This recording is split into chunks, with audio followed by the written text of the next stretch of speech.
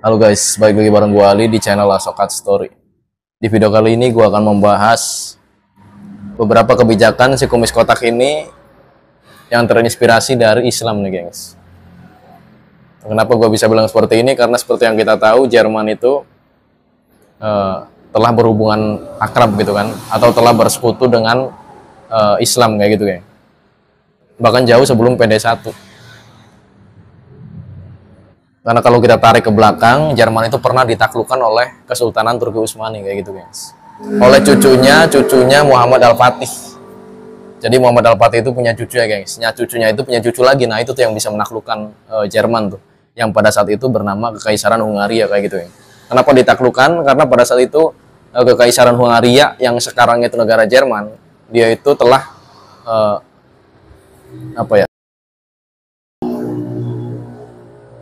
suruhannya atau utusannya lah ya, utusan Kekaisaran Turki Ottoman yang hendak meminta royalti atau upeti kayak gitu kan.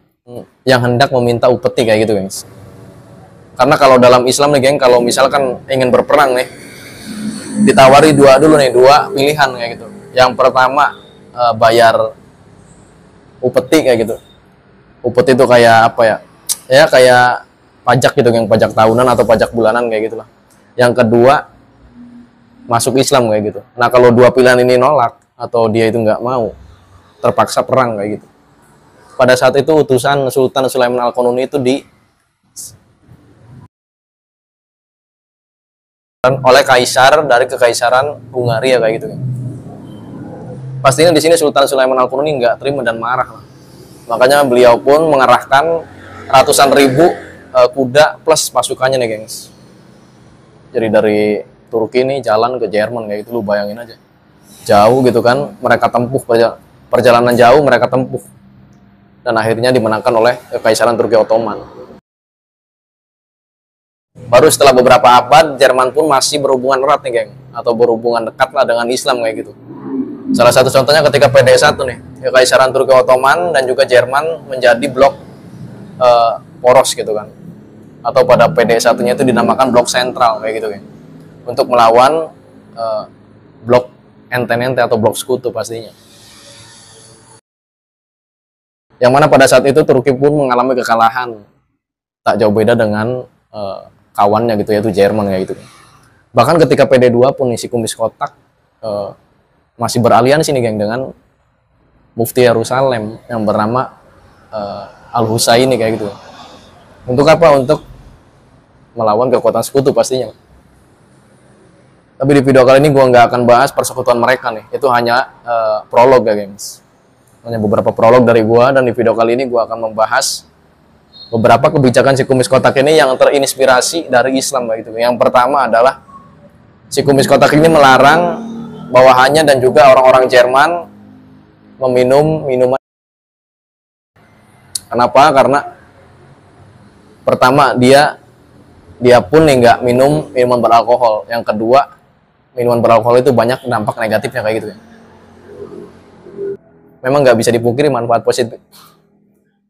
positifnya pun ada. Salah satunya adalah menghangatkan suhu tubuh kita kayak gitu geng. Jadi kalau di Eropa itu kan dingin tuh, apalagi Eropa Timur gitu kan.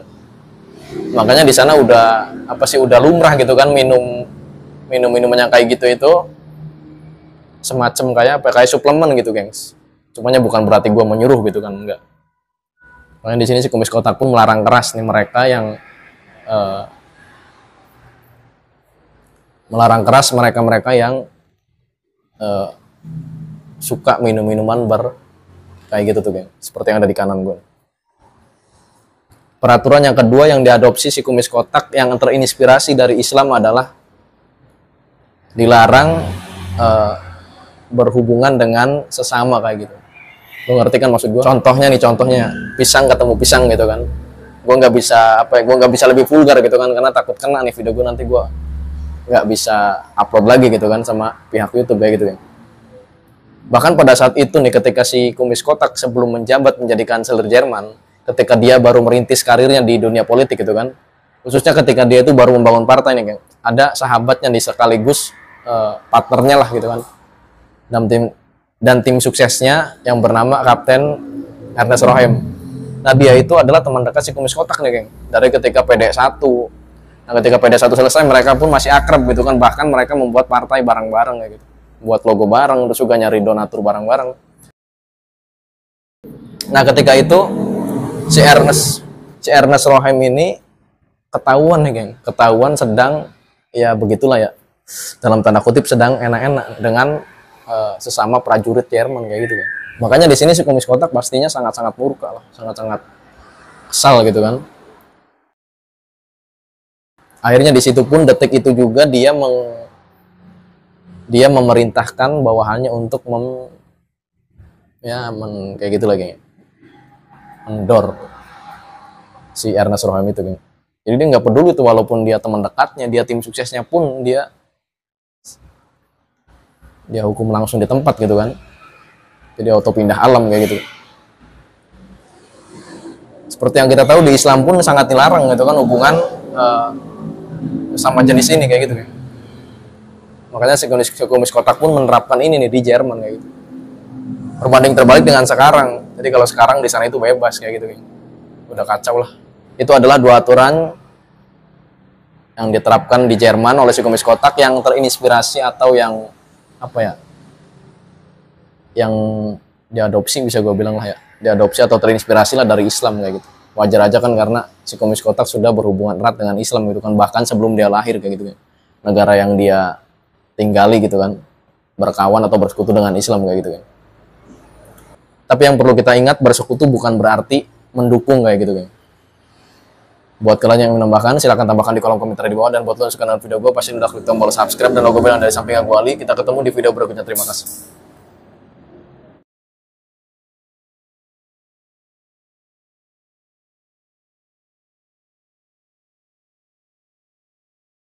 Terinspirasi atau yang apa ya? Ya, terdekat, yang terinspirasi dari Islam nih, gengs. Kenapa gue bisa bilang seperti ini? Karena seperti yang kita tahu, Jerman itu telah berhubungan akrab gitu kan, atau telah bersekutu dengan Islam kayak gitu kayak. Bahkan jauh sebelum PD1 dan sebelum PD2. Terdekat, bahkan jauh sebelum PD1. Pada saat itu terdekat.